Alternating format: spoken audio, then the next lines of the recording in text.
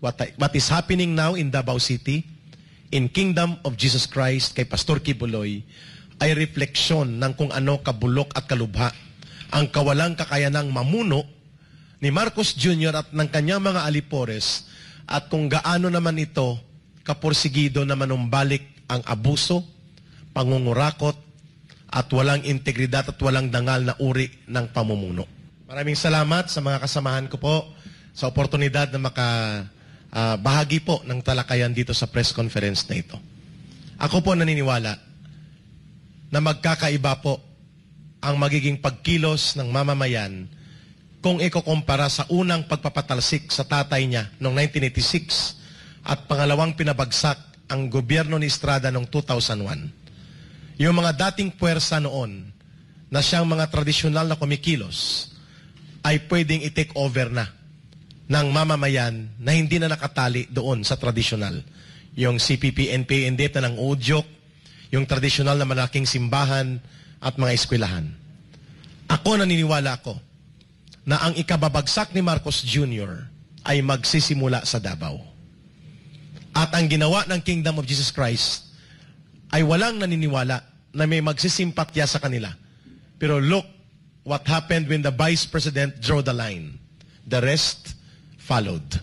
Dumami po mga tribo, tribal leaders, iba't ibang mga government leaders, local leaders, at malinaw pong binabanggit ni Inday Sara.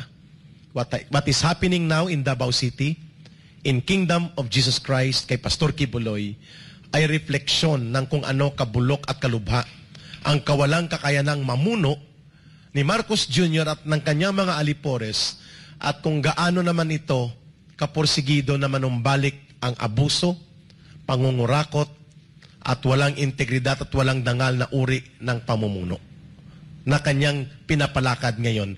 Dalawang puwersa po ang naghaharian ngayon kay Marcos Jr.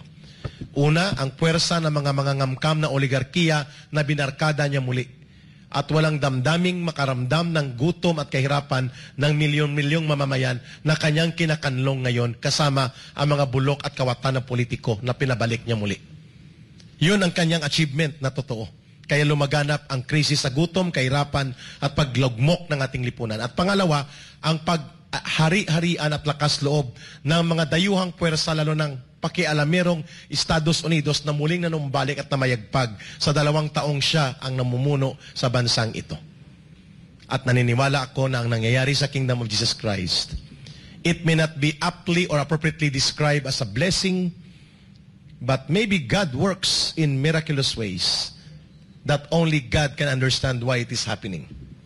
This is the awakening of the nation, starting in Davao, with Kingdom of Jesus Christ na nagsasakripisyo, giving the light of inspiration and awakening for the nation.